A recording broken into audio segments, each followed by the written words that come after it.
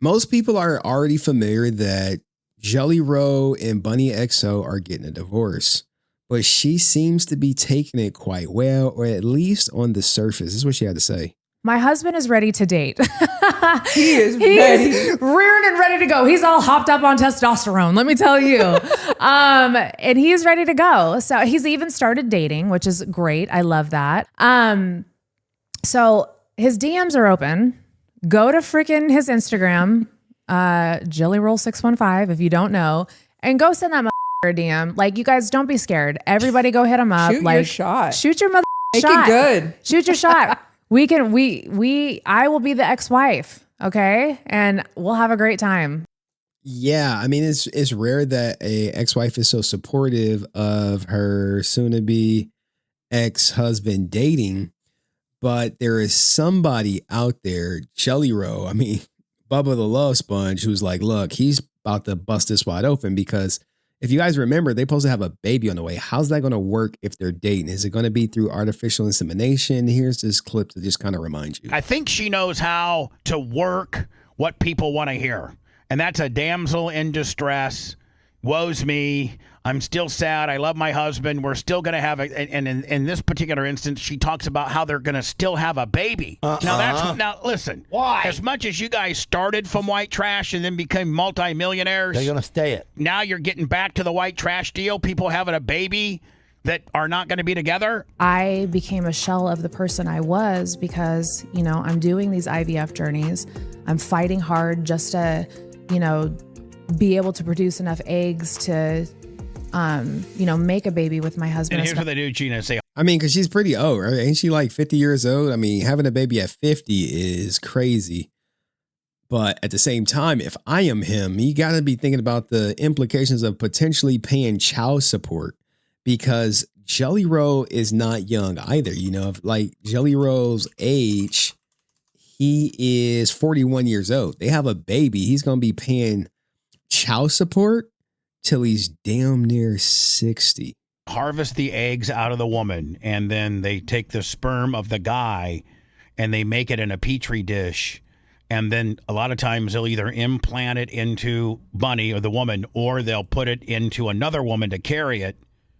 And so that, the Bunnie and the woman that doesn't get fat and have to go through the pregnancy stuff. They 100% gonna use a surrogate though, right? She not about to be carrying a baby at her age, because I believe she's older than him. That's how things work. That's like a surgical deal? Surrogate. Oh, it's a surgical deal. It's kind of.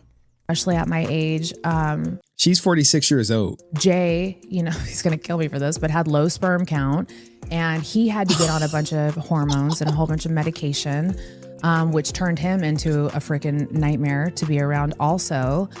And, we're both on hormones. We're both, white trash. We're both on hormones. We're both white trash. And why is she putting this business out there? Like he has low sperm count. She just thought that like, hey, I'll just put that out there.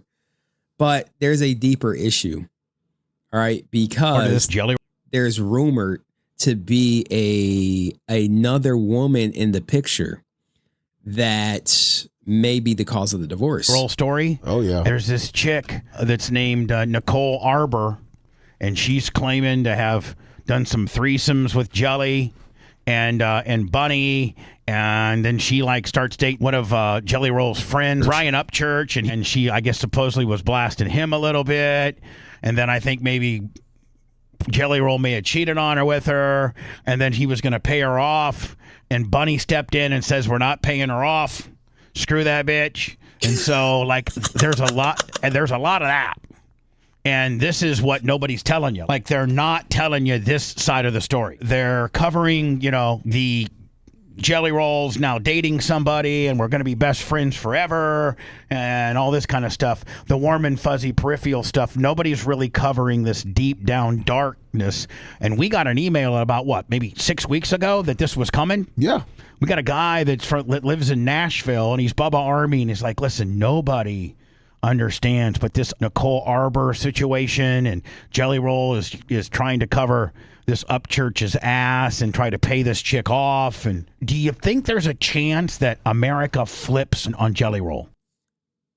I don't think America's going to flip on Jelly Roll because he has such a great story. He has such a great journey. But the woman, she actually responded. She's like, look, man, everything that the Bubba army is saying, she's like, nah, this shit couldn't be further from the truth. I'm like, oh, well, let's hear it out. Part of this in some way, shape, or form. We've been told from. So she says, I never said any of that. And it never happened. This is complete BS. This is complete BS happened. This is complete BS. So Nicole Arbor is denying the claims that Bubba Love Sponge is making. In some way, shape, or form. We've been told from the little bit of sources we have that are somewhat close to this that potentially she might have hooked up with Bunnie and Jelly Roll. That now seems to be not the case. And she has reached out to Lummy full hot, telling me to take my stuff down, things like that. And Nicole, I don't think you fundamentally understand that I'm on your team with this. I think Bunnie and Jelly Roll are a bunch of fake Christians that have absolutely cashed in on the fact that they're these very religious, going to church type people. And he was an ex-convict and dealt drugs, and she was an ex-escort and in the sex business, and they found each other and she saved him. And I don't believe any of their nonsense. He's not the only person. Jelly Roll and Bunnie have been accused of grifting religion for profit, for gain, for popularity. And there's a clip that I'm going to show you next that kind of like leans a little bit further into that. And I've never been a big fan. Quite frankly, I'm jelly rolled out. And so when we had heard and we'd read and had gotten a couple emails from people that supposedly knew about you being involved in this, I really don't know how you're involved. And if you take what I said disrespectfully, please don't. Well, what happened too is and I tried to explain it to her. When you played this the first time, you were all about her side. Then we started receiving information from sources that we've had in the past about it that had said that we shouldn't be taking her side, and then gave us all this other information. So we just reported on that information on both sides. So we were trying to be fair. Obviously, to that point, even though we don't like Jelly Roll and Bunnie, now the sources that we're getting that are close to that party are saying that. So if we don't know what's going on, we report on what we're getting from our sources. Look, man, everyone's speculating, right? Because the story of them breaking up and having a baby it sounds so far-fetched. It could be true, could not be true. And when you get conflicting information, they're like, well, look, according to this source, this is what's going on. But I would love to see this Nicole Arbor, instead of making a post about it, speak to it. Would love to apologize to you for whatever I've said that you've said that I've been incorrect about. I'm not going to take down necessarily anything until you prove me wrong otherwise. But I'd much rather have you come on. I apologize to you. Say, hey, Nicole, set me straight. What part of it did I get wrong? What's the truth? Where do you stand? How is this all going to shake out? I think you're a great person. I think you're very talented. And I think that they've blackballed you, and they're going to continue to put whatever kind of heat they can on you to continue to blackball you and stifle your career. I know for a fact, if you do any research about me, Nicole, I'm very blackballed. I pissed off the wrong people. I'm the bad guy. I've had to go and carve out a digital space because I used to have, 31 affiliates collectively, probably at any one time. I think the most I ever had at one time might have been 15. Whatever I got wrong, I will gladly correct. I'd love to have you on the air. And we love Canadians.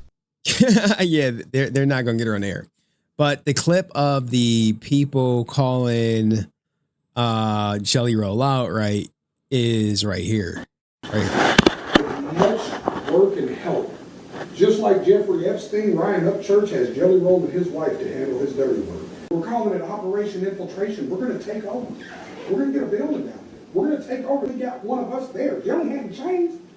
Send me that screenshot. Let my wife nip that bitch in the ass, dog. My wife is a fucking savage gangster bitch that sold pussy, dude. She will clear somebody. You helped him set up a house, a home, so his daughter could live safely and well. And you must have said to yourself, I am doing everything for Jelly Roll possible, and he's still betraying me. Do you carry a sense of I love him, but I can never fully trust him. I want to be clear. When we went through that entire situation, I had to look inside myself also and be like, why am I attracting these men? Because this seems to be a huge pattern in my life.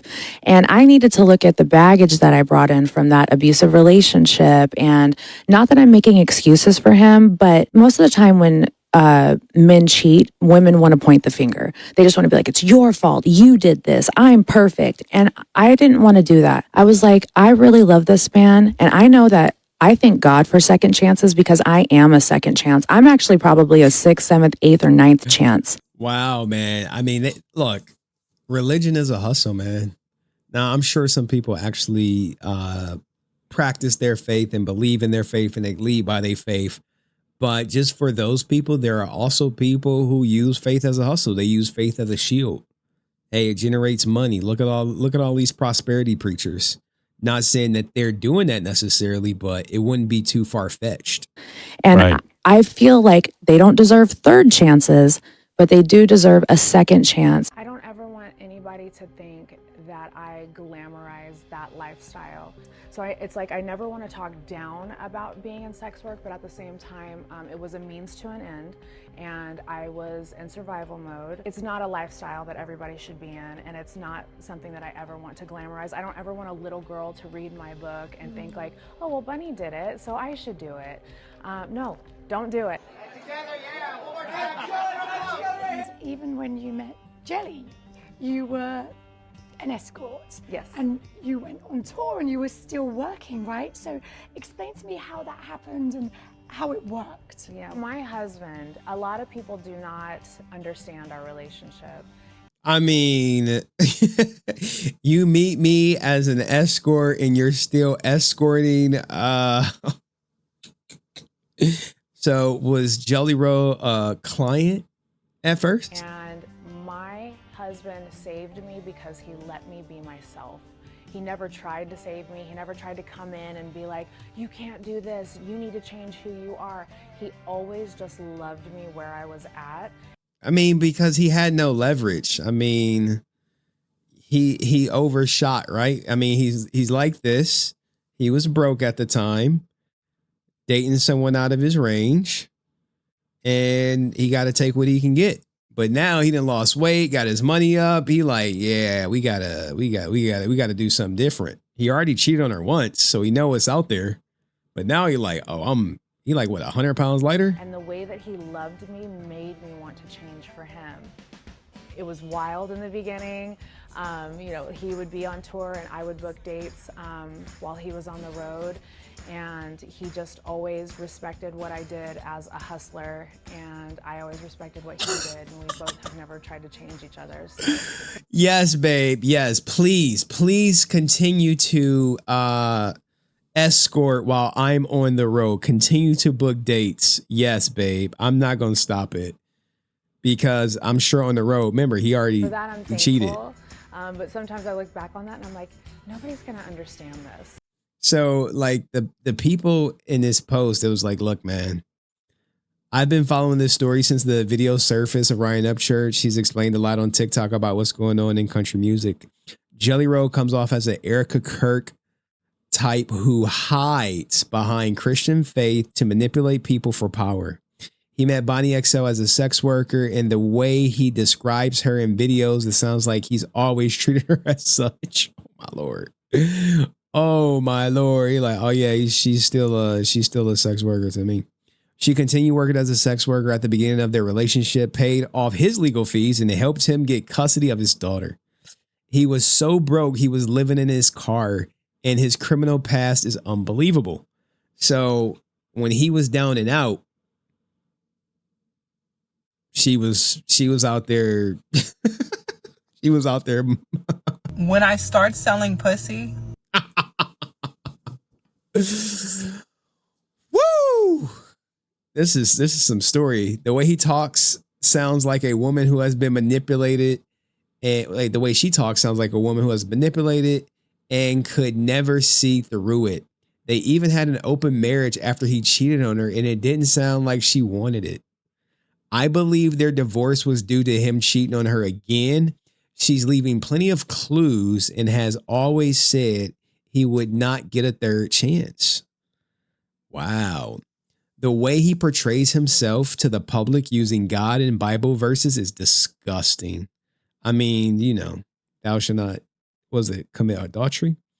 He closed his bar in Nashville that was riddled with scandals and sounds like he was trying to build a group to take over country music. His first tour stop was Palm Beach, Florida, and Ivanka Trump attended.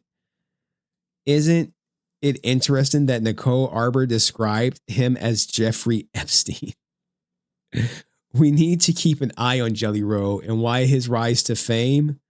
In his rise to fame, he's became a Christian and has been using that to manipulate his audience. Let's not forget he was awarded a Grammy this year. Allegedly, my opinion from Honest Ash. I don't know, guys. What do you guys think? Could he be pimping the Lord for money? Let me know in the comments section. See you in the next video. Peace.